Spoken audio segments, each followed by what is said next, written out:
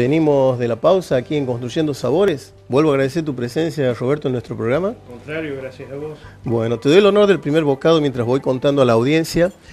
Bueno, obviamente ha sido invitado Roberto por esta movida artística y todo lo que él está haciendo y elaborando. Y bueno, vamos a hablar hoy, nos vamos a centrar en el tema que ha sido motivo de la invitación a Roberto aquí a nuestro programa, que es el tema de la historieta, que es un arte que siempre me ha parecido importante resaltar el gran trabajo que se hace a nivel historieta. Bueno, pero Roberto también ha hecho pintura, ha hecho escultura, así que vamos a empezar primero con la trayectoria de él, cómo inicia todo esto y principalmente cómo es tu formación, Robert, cómo empieza. Bueno, antes que nada, muy rico. Bueno, me agradezco. Muy rico, y la verdad que esto es un arte también, ¿no? Así dicen. Muchísimas gracias. Gracias a vos. Bueno, uno cuando es niño va descubriendo sus talentos, ¿no? Que pueden ser para una cosa, para la otra. Desde muy niño siempre me gustó el dibujo, como muchos niños, pero en el caso mío era algo muy, muy particular, o sea... Ya nacía con vos. Digamos, mucho tiempo del día yo alternaba el juego con el dibujo. Así es. Y bueno, felizmente encontré en el transcurso de mi vida gente que me orientara, ¿no? Me acuerdo que uno de ellos fue el profesor Carlos Villavicencio. Bien. Mario Cerón, ¿no?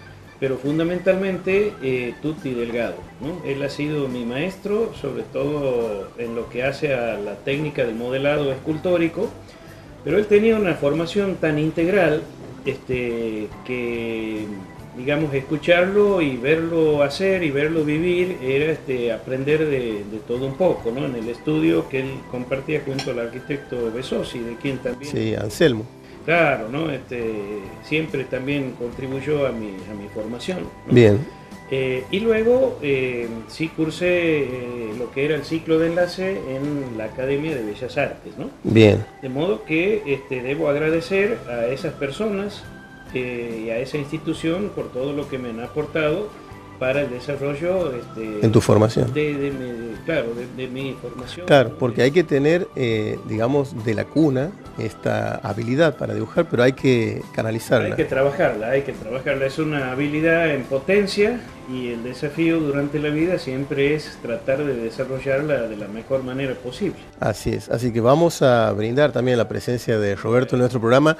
Hoy tenemos un tempranillo que es gentileza de nuestros amigos de Pura Cepa, acompañando el plato de hoy.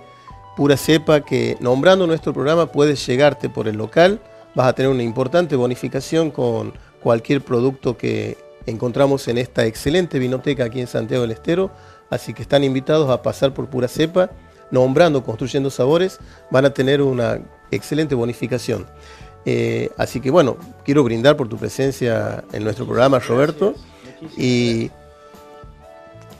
muy buen blend. Muy buen blend de este tinto.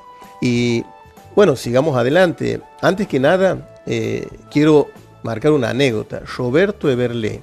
Roberto Eberlé lo tenemos aquí al gran artista de Santiago del Estero, pero también se asocia con el apellido y el nombre de tu primo, gran basquetbolista Roberto Eberlé, con quien compartimos los sábados el básquet amateur, que es el vicio que seguimos teniendo. Y quiero contar una anécdota que Roberto siempre me cuenta, que una vez lo detiene un amigo en el centro y dice: Roberto, te felicito por el premio que acabas de conseguir. Era un premio de dibujo, creo, no me acuerdo bien cómo me contaba, que dice: no, ese es mi primo. Yo no sé ni agarrar una lapicera, me dice Roberto. Y bueno, aquí tenemos el tema de los homónimos. Roberto Eberlé, el gran artista, y Roberto Eberlé, un gran basquetbolista, a quien le mandamos un caluroso saludo, amigo con el quien compartimos los sábados de básquet en el Club Médico. Así que, y la formación esta, Roberto, te lleva a incursionar en lo que es escultura, pero también a la parte gráfica esta, como... Claro, en realidad a mí el arte me empezó a gustar por el lado de la historieta. Cuando yo era chico, veía mucho las revistas de Editorial Columba, y eso la verdad que me apasionaba mucho, quería dibujar eso, pero bueno, en Santiago no había, o yo al menos no conocí personas que tuvieran esa formación específica en el género de la historieta. De la historieta. O sea, había gente que hacía pintura artística, pero por ejemplo el profesor Villavicencio, él había hecho un curso de historietas. Ajá. Cuando era joven, y de ese curso algo me transmitía. Pero quizás si yo hubiese encontrado algún taller específico de eso, quizás hubiese avanzado por ahí, ¿no? Claro. ¿Qué has tenido que hacer como autodidacta, Roberto, en ese tema? Y en gran medida sí, en gran medida sí. Como también me gustaba mucho la escultura, ahí fue diferente porque encontré, digamos, el maestro que tenía, claro, la formación específica. Claro.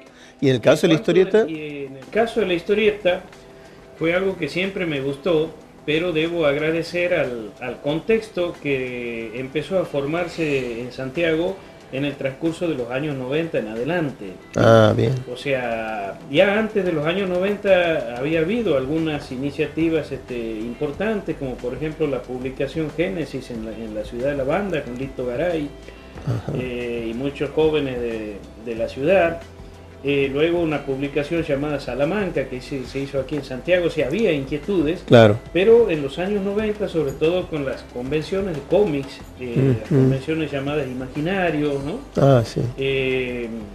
Ahí yo creo que mejoró mucho digamos, el contexto relativo a la historieta, porque eso significó la llegada de grandes maestros del orden nacional, algunos inclusive con reconocimiento internacional. Como ¿quiénes son? A ver, nombrarnos. Y bueno, como el caso de Eduardo Rizzo, Quique Alcatena, Solano López. Todos dibujantes. Todos grandes dibujantes que estuvieron en Santiago, y gente mucho más joven también, claro, bastante destacada. Con los cuales uno podía tener un parámetro de primer nivel para medirse y decir, che, cuánto nos falta. Nosotros cuánto tenemos, pero también cuánto nos falta. Claro, quiero rescatar algo, Roberto, porque vos cuando nombras a esta gente, sobre todo en estas publicaciones, Intervalo, D'Artagnan, la época esa de Columba, muchas historietas tenían el guionista y el dibujante. En este caso, quiero rescatar lo tuyo. Vos haces guión y dibujo, o sea, creas tu guión y aparte le das forma con tu dibujo a cada historieta. Sí, en general sí. O sea, ha habido algunas ocasiones en que he tomado historias que me han impactado y las he llevado a la historieta, ¿no? Por ejemplo, realicé una historieta en base a un pasaje del libro Junco de Jorge Washington Ábalos. En una parte del libro, Junco tiene una situación difícil y refiere lo que se conoce con el nombre de caso, ¿no? Una especie de leyenda, algo parecido a una leyenda. Claro. Y bueno, me impactó tanto ese relato que a ese relato lo llevé a la... Le das forma y lo llevas a historieta. Sí. Pero bueno, por lo general, y hay muchos otros relatos, muchas otras situaciones de otras personas, de otros autores, algunos anónimos. Bien. Que me impactan de tal manera que lo tratas a la historieta. El año pasado me impactó mucho un cuento de un amigo mío, escritor, del profe Néstor Miranda, un colega, un cuento cuya temática de fondo era la guerra de Malvinas. Ah, me sí. impactó tanto que lo llevé. Ese lo he leído en Facebook. Y bueno, ese lo hemos publicado. Ese lo he visto Facebook, publicado. El autor es el profe Miranda, ¿no? Claro. Trabajando sobre otra historia, una historieta propia tuya con el dibujo. Con el dibujo y con el guión de él, tratando de respetar al máximo las palabras de él. Ah, bien. Por ahí una leve adaptación, lo más leve posible. Bien. Para que, bueno, se respete lo escrito por el autor. ¿Y ¿no? cómo trabajas cuando tienes la idea, que seguramente la plasmas en un texto, y después tienes que llevar a dibujo? ¿Haces primero un borrador de cómo va a ser la secuencia de la historieta para después hacer el dibujo bien terminado, me imagino? Sí, porque digamos, un aspecto muy importante y muy difícil y central de la historieta es la narración gráfica, ¿no? Sí. O sea, cómo con las imágenes se cuenta la historia y las palabras vienen a obrar como una complementación de la imagen, ¿no? Así es. Una recomendación que suelen hacer los grandes maestros es no decir con las palabras lo mismo que se está diciendo en el dibujo, imagen. claro. Tiene que haber una complementación.